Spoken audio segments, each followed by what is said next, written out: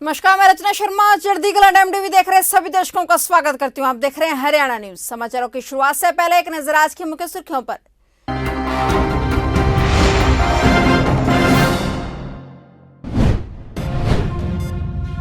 जापानी भाषा सीखेंगे हरियाणा के सीएम मनोहर लाल, कुरुक्षेत्र यूनिवर्सिटी में मिला एडमिशन।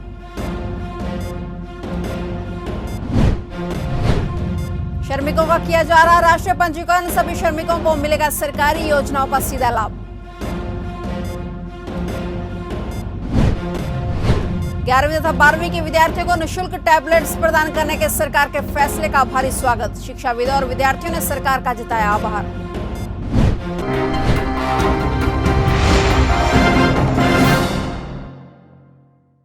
और अब समाचार विस्तार से। मुख्यमंत्री मनोहर लाल कुरुक्षेत्र विश्वविद्यालय के जापानी संस्कृति एवं भाषा के बेसिक सर्टिफिकेट कोर्स में दाखिला लेने वाले पहले छात्र बन गए हैं। वे यहां पर जापानी भाषा की पढ़ाई करेंगे। मुख्यमंत्री मनोहर लाल को रोल नंबर 1 जबकि कुलपति प्रोफेसर सोमनाथ सचदेवा को रोल नंबर 3 मिला है। पहली बार हो रहा है जब हरियाणा के मुख्यमंत्री कुरुक्षेत्र विश्वविद्यालय के विद्यार्थी बने हैं। सीएम मनोहर लाल का मेरिट लिस्ट में पहले स्थान पर नाम शामिल किया गया है। इस कोर्स में मुख्यमंत्री के अलावा हरियाणा सरकार और स्वायत्त संस्थान के 5 अन्य उच्च अधिकारियों ने भी जापानी संस्कृति एवं भाषा के बेसिक सर्टिफिकेट कोर्स में दाखिला लिया है। इस मौके पर सीएम मनोहर लाल ने कहा कि शिक्षा कोई भी व्यक्ति और किसी भी उम्र में ग्रहण कर सकता है। सीखने की कोई उम्र नहीं होती। उनका शुरू से ही विदेशी भाषा सीखने के प्रति लगाव रहा है और इसीलिए ही उन्होंने कुरुक्षेत्र विश्वविद्यालय द्वारा शुरू किए गए जापानी भाषा के कोर्स में दाखिला लिया है। कुरुक्षेत्र विश्वविद्यालय के कुलपति प्रोफेसर सोमनाथ सचदेवा ने जापानी भाषा कोर्स के प्रथम विद्यार्थी बनने पर मुख्यमंत्री मनोहर लाल को बधाई दी है। श्रम एवं रोजगार मंत्रालय भारत सरकार द्वारा संगठित क्षेत्र के श्रमिकों का राष्ट्रीय पंजीकरण किया जा रहा है। श्रम रोजगार मंत्रालय द्वारा ऐसे मजदूरों का रजिस्ट्रेशन किया जा रहा है जो इनकम टैक्स के दायरे में नहीं आते हो, जिनका पीएफ नहीं कटता हो और कोई बड़ा व्यवसाय नहीं करता हो। ऐसे श्रमिकों का पंजीकरण किया जा रहा है जो खेतीबाड़ी, निर्माण कामगार, प्रवासी कामगार, प्लेटफॉर्म कामगार, स्ट्रीट वेंडर, घरेलू कामगार, विधवा महिलाएं, छोटे व्यवसाय करने वाले व अन्य असंगठित कामगार हों। श्रम रोजगार मंत्रालय रजिस्ट्रेशन से सरकार को सभी श्रमिकों का पता लग जाएगा जो श्रम योगी मानधन योजना के दायरे में आते हैं और इन सभी श्रमिकों को सरकारी योजना को सीधा लाभ मिला करेगा और हर सरकारी योजना का इन श्रमिकों को पता लग जाया करेगा। पंजीकरण करवाने से केंद्र सरकार की अनेकों स्कीमों का सीधा फायदा इन लोगों को मिलेगा। जैसे श्रम योगी जनधन योजना, पेंशन योजना और छोटे व्यवसाय के लिए आर्थिक सहायता जैसी बहुत सारी योजनाओं का लाभ मिल सकेगा। इस योजना का लाभ 16 साल से 59 साल तक के व्यक्ति कर सकते हैं। गवर्नमेंट के द्वारा चलाई जा रही स्कीम जो लेबर डिपार्टमेंट के द्वारा लगातार लोगों को जागरूक भी करा जा रहा है, जो मैसेज वगैरह उनके पास भेजे जा रहे हैं और हम कैंप के माध्यम से लगातार लोगों को जागरूक होने करने के साथ साथ उनके रजिस्ट्रेशन भी कर रहे हैं और ये कार्ड भी हम बना के दे रहे हैं। यदि श्रम एवं रोजगार मंत्रालय की तरफ से ये कार्ड है और आप अगर रजिस्ट्रेशन करा लेते हो तो इसके बाद जो गवर्नमेंट है उनके पास आपका डाटा जो चला जाता है। अगर आप किसी भी रोजगार नहीं करते या आप कहीं पे भी श्रम या श्रमिक का कार्य करते हैं तो आपको ये रजिस्ट्रेशन कराना बहुत ज़्यादा जरूरी है। क्या फायदा होगा इससे? आने वाले भविष्य में जितनी भी सोशल सिक्योरिटी स्कीम्स हैं गवर्नमेंट के द्वारा जारी करी जाएंगी तो गवर्नमेंट के पास आपका डाटा होने की वजह से सीधे ही आप इसका लाभ उठा सकेंगे और आपको ज़्यादा परेशानी का सामना नहीं करना पड़ेगा और साथ में आपका नंबर भी गवर्नमेंट के पास रजिस्टर्ड हो जाता है। किस तरह की स्कीम आ सकती है इसमें? जिस तरह की श्रम योगी मानधन योजना है और जितनी भी पेंशन योजनाएं गवर्नमेंट के द्वारा सोशल सिक्योरिटी स्कीम के तौर पे चलाई जाती हैं उनमें सभी में इनको लाभ मिलेगा। सामाजिक तौर पे जो भी स्कीम, किस तरह से? हाँ जी, लोन का कोई प्रावधान है? लोन जैसे कि कोई छोटी शॉप कर रहा है, छोटी मोटी किसी का काम है, घर के अंदर छोटी सी फैक्ट्री लगाई हुई है या छोटा मोटा कोई भी काम कर रहे हैं तो गवर्नमेंट इसमें हेल्प करेगी। उनकी जो एक लोन है वो गवर्नमेंट के द्वारा जल्दी से जल्दी सैंक्शन होगा और गवर्नमेंट में पूरी तरह से हेल्प उसमें करी जाएगी। किन का रजिस्ट्रेशन नहीं हो सकता इसमें? इसके अंदर आप 16 साल से लेकर के और 59 यानी कि 59 साल तक आप इसमें रजिस्ट्रेशन करा सकते हैं। और यदि कोई विधवा है और वो पेंशन ले रही है और उसके बाद वो दिहाड़ी मजदूरी कर रही है तो वो भी इसमें रजिस्ट्रेशन करा सकती है। लेकिन जो बुढ़ापा पेंशन ले रहे हैं जो 59 साल से ऊपर हैं वो इसमें रजिस्ट्रेशन नहीं करा सकते। भारतीय जनता पार्टी द्वारा 26 नवंबर यानी संविधान दिवस से 6 दिसंबर बाबा भीमराव अंबेडकर के महापरिनिर्वाण दिवस तक संविधान गौरव अभियान के तहत जिला स्तर पर कार्यक्रम आयोजित किए जा रहे हैं। यह जानकारी देते हुए भाजपा अनुसूचित जाति मोर्चा के प्रदेश महामंत्री अमरनाथ सोदा ने बताया कि 5 दिसंबर को करनाल में भाजपा जिला कार्यालय में कार्यकर्ता सम्मेलन किया जाएगा और माननीय प्रधानमंत्री द्वारा संविधान दिवस पर संविधान गौरव अभियान के तहत यह सम्मेलन किया जाएगा। इसकी अध्यक्षता अनुसूचित जाति मोर्चा के करनाल जिलाध्यक्ष कृष्ण भोकल द्वारा की जाएगी और इसी के साथ मुख्य वक्ता के तौर पर भाजपा प्रदेश महामंत्री वेदपाल एडवोकेट और जिलाध्यक्ष योगेंद्र राणा मौजूद रहेंगे। आज भारतीय जनता पार्टी राष्ट्रीय स्तर पर संविधान गौरव अभियान के रूप में मना रही है। 26 नवंबर से लेकर के 6 दिसंबर तक, क्योंकि 6 दिसंबर को डॉक्टर साहब का महापरिनिर्वाण दिवस है, उस दिन से लेकर 26 से लेकर के 6 दिसंबर तक को सभी प्रदेश के और देश के विभिन्न हिस्सों में प्रोग्राम किए जाएंगे और बाबा साहब की जो नीतियां हैं, जो बाबा साहब के द्वारा दिया गया हमें इतना अच्छा संविधान है, उसको जन जन तक पहुंचाने का काम भारतीय जनता पार्टी अनुसूचित जाति मोर्चा करेगा। उसके लिए पूरे देश में कार्य करने के लिए, आयोजन करने के लिए राष्ट्रीय स्तर पर जो इसके संयोजक हैं वो हमारे लाल सिंह जी आर्य, जो हमारे राष्ट्रीय अध्यक्ष हैं अनुसूचित जाति मोर्चा के, वो रहेंगे।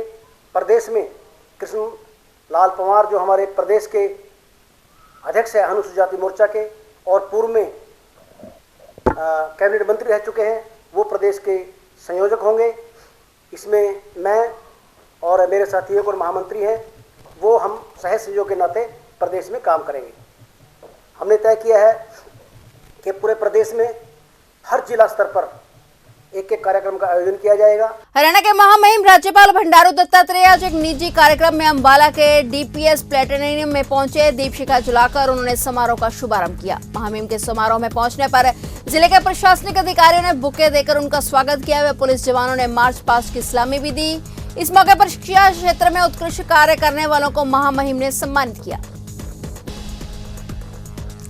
प्रदेश के सरकारी स्कूलों में 11वीं और 12वीं के विद्यार्थियों को निःशुल्क टैबलेट्स प्रदान करने के सरकार के फैसले का रतिया के शिक्षाविदों और विद्यार्थियों ने भारी स्वागत किया है। उन्होंने कहा कि इससे शिक्षा जगत में राज्य और ऊंचा स्थान हासिल करेगा। हरियाणा सरकार द्वारा प्रदेश के सभी सरकारी स्कूल के 11वीं और 12वीं के विद्यार्थियों को आगामी सत्र से टैबलेट प्रदान करने के फैसले का रतिया के शिक्षाविदों और विद्यार्थियों ने स्वागत करते हुए खुशी मनाई है। उन्होंने कहा कि यह फैसला विद्यार्थियों के हित में है। विद्यार्थियों का कहना है कि सरकार की यह योजना उनके लिए वरदान बनेगी। इस कार्य के लिए वे हरियाणा सरकार का धन्यवाद करते हैं। यह फैसला उनके मनोबल को बढ़ाने वाला है। उन्होंने कहा कि कई अन्य बच्चे भी आगामी सत्र से सरकारी स्कूलों में दाखिला लेने का फैसला का मन बना चुके हैं। सरकार का, हरियाणा सरकार का ये एक महत्वाकांक्षी जो प्रोजेक्ट है कि जो 12वीं तक के बच्चे हैं उनको ये टैबलेट प्रोवाइड किया जाए। अब जो अगले साल अगले सेशन में हरियाणा सरकार का प्रोग्राम +1 और +2 के बच्चों को ये प्रोवाइड करवाने का है। तो इससे जो है वो, क्योंकि न्यू टेक्नोलॉजी बच्चे के हाथ में आएगी। वैसे तो बच्चे अच्छी तरह फेमिलियर हैं, क्योंकि कोरोना काल में सारा काम जो है वो ऑनलाइन ही हुआ है, मोबाइल फ़ोन की तरह ये काम करता है। लेकिन इसमें क्या है कि यूट्यूब वगैरह और दूसरे जो आपके अम्यूज़मेंट के जो चैनल्स हैं वो इसमें नहीं होंगे। सिर्फ जो एजुकेशनल जो ऐप्स हैं वो ही इसमें डाले हैं गवर्नमेंट ने। और गवर्नमेंट चाहती है कि हर बच्चा नई टेक्नोलॉजी से फेमिलियर हो जाए और जो है वो टीचर भी इनके माध्यम से जो है वो कार्य करवा सकता है। हमारे पास यहाँ जैसे संस्कृति मॉडल स्कूलों में तो बोर्डियम का, आपके डिजिटल बोर्ड का और SRS का, इनका भी प्रबंध सरकार ने किया है। सरकार जो है वो बड़ी जो एंक्शियस है इन बच्चों को जो है वो नई टेक्नोलॉजी से अवगत करवाने में, और बच्चे ताकि फास्ट जो है तरीके से समझे सीखें। तो इसके लिए गवर्नमेंट ने काफ़ी पैसा जो है वो इन जो टैबलेट्स को ख़रीदने पर सैमसंग के, शायद मैं देख रहा था सैमसंग कंपनी के साथ जो इनका MOU हुआ है, उसके अंतर्गत इन बच्चों को +1 और +2 के जो शुरू में जो इस अगले सैशन में प्रोवाइड करवाने का इनका प्रोग्राम। ਜਿਵੇਂ ਕਿ ਤੁਹਾਨੂੰ ਸੁਣਨ 'ਚ ਪਤਾ ਲੱਗਿਆ ਕਿ ਹਰਿਆਣਾ ਸਰਕਾਰ ਸਾਨੂੰ ਟੈਬਲੇਟ ਦੇਊਗੀ ਤੇ ਸਾਨੂੰ ਉਹਦਾ ਬਹੁਤ ਹੀ ਫਾਇਦਾ ਹੋਊਗਾ, ਕਿਉਂਕਿ ਅਸੀਂ ਆਨਲਾਈਨ ਸਟੱਡੀ ਕਰ ਸਕਦੇ ਹਾਂ। ਤੇ ਪਹਿਲਾਂ ਸਾਡੇ ਕੋਲ फ़ोन ਵਗੈਰਾ ਨਹੀਂ ਸੀਗੇ ਤੇ ਦਿੱਕਤ ਆਉਂਦੀ ਸੀ ਆਨਲਾਈਨ ਕਲਾਸਾਂ ਲਾਉਣ 'ਚ, ਤੇ ਹੁਣ ਸਾਨੂੰ ਜਿਹੜੇ ਕਿ ਟੈਬ ਮਿਲ ਜਾਣਗੇ, ਅਸੀਂ ਉਸ 'ਤੇ ਸਟੱਡੀ ਕਰ ਸਕਦੇ ਹਾਂ। ਧੰਨਵਾਦ ਸਰਕਾਰ ਦੇ। कैथल में राजौंद के सरकारी कॉलेज की लड़कियों ने लघु सचिवालय में शिक्षकों की कमी को लेकर प्रदर्शन किया। छात्रों का कहना है कि वे पिछले 1.5 वर्ष से कॉलेज में आ रही हैं, परंतु पढ़ाने वाला टीचर नहीं है। पहले भी वे कई बार प्रदर्शन कर चुकी हैं, परंतु उनकी कोई सुनवाई नहीं हो रही है। मजबूर होकर आज उन्हें कैथल के सचिवालय का प्रदर्शन करना पड़ा। आपको बता दें कि राजौंद कलायत विधानसभा का क्षेत्र है, जिसकी विधायक राज्य मंत्री कमलेश ढांडा है, जो हमेशा दावे करते हैं कि हल्के में विकास हो रहा है, परंतु उनके क्षेत्र की लड़कियों को शिक्षा के लिए कैथल के सचिवालय में प्रदर्शन करना पड़ा। यह चिंता का विषय है। राजौंद से हूँ मैं, राजकीय महाविद्यालय राजौंद की छात्रा हूँ। आज हम यहाँ इसलिए इकट्ठा हुए हैं क्योंकि पिछले 6 महीने से राजौंद के राजकीय महाविद्यालय में एक भी टीचर नहीं है। ऐसे तो बच्चों का 1 साल खराब हो जाएगा। पिछले साल सिर्फ 6 महीने के लिए आए थे डेपुटेशन पे, इस बार तो एक भी टीचर नहीं है। तो इस तरह तो बच्चे फेल हो जाएंगे, उनके साल बर्बाद हो जाएगा। आज के दिन भारत का संविधान बना था 26 नवंबर को, और आज के दिन बच्चों को शिक्षा के लिए तरसना पड़ रहा है। ये भारत के लिए बहुत दुखद बात है। हम डेली ट्वीट भी कर रहे हैं। कुछ पंक्तियों के माध्यम से सरकार से, प्रशासन से एक प्रश्न पूछना चाहती हूँ मैं, आखिर कब तक यूं ही बैठे रहेंगे हम? आखिर कब तक यूं ही बैठे रहेंगे हम? कब तक यूं ही कहते रहेंगे हम, महाविद्यालय दिया किंतु स्टाफ नहीं, महाविद्यालय दिया किंतु स्टाफ नहीं? आखिर कब तक इंतजार करते रहेंगे हम? कब तक इंतजार करते रहेंगे हम? ये अभी राजौंद सरकारी जो कॉलेज है वहाँ से आए हुए हैं बच्चे, तो लड़कियां हैं, और जो आज संविधान दिवस भी है तो एजुकेशन एक विशेष विषय रहता है हमेशा। लेकिन हमारे जो संज्ञान में है अभी, जैसे जो कैथल प्रशासन को ये ज्ञापन मिला है और उपायुक्त महोदय से बातचीत करके जो समस्या का समाधान जो भी है उचित करवा दिया जाएगा। हमेशा जो प्रशासन है, जो भी प्रॉब्लम होती है आम जन की, और जैसे जो आज इन बच्चियों की है, तो वो भी जल्द से जल्द इस चीज़ को समाधान की तरफ लेके जाया जाए।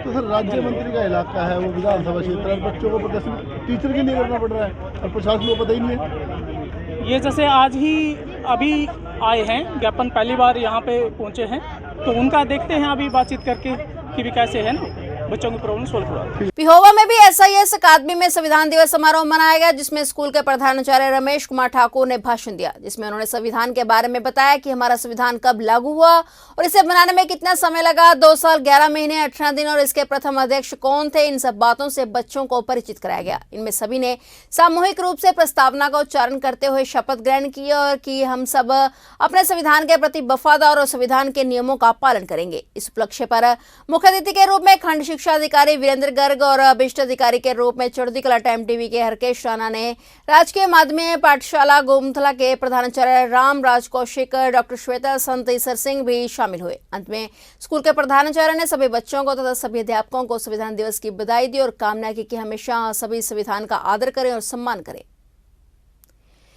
पिहोवा के नजदीक हाईवे पर चालान काटे गए। चालान के बारे में पूछने पर ट्रैफिक सब इंस्पेक्टर राजमेंद्र सिंह को पत्रकार ने पूछा कि चालान काटते समय आप किन किन बातों का खास ध्यान रखते हैं, तो उन्होंने बताया कि जैसे सीट बेल्ट ना होना, रॉन्ग साइड होना, मोबाइल सुनना और मास्क ना लगा होना, ऐसे लोगों के चालान काटे जाते हैं। मौके पर ही उन्होंने 7 चालान काटे, जिसकी वसूली मौके पर ही प्राप्त की गई।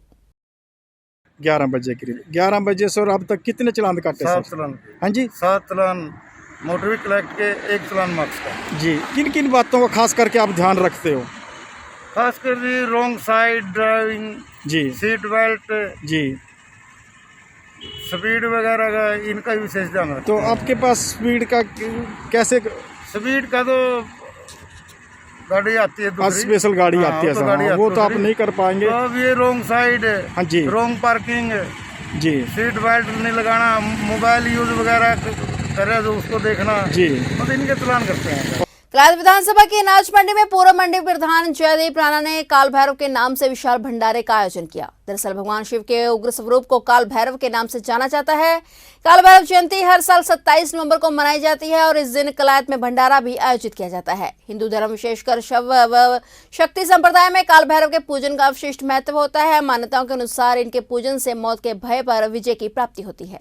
आज स्पेशल दिन है, आज भैरव अष्टमी का दिन है और भैरव अष्टमी पूरे वर्ष में एक बार आती है, तो इसके उपलक्ष्य में हमने आज भंडारा अनाज मंडी के सभी भाइयों के लिए लगाया हुआ है। इस भंडारे में बड़ी श्रद्धा से आने लग रहे हैं, तो इसी उपलक्ष्य में आज माता रानी के दरबार में भंडारा। फिलहाल हरियाणा न्यूज में इतना ही। तब तक के लिए देखते रहिए चढ़ती कला टाइम टीवी और मुझे दीजिए इजाजत। धन्यवाद।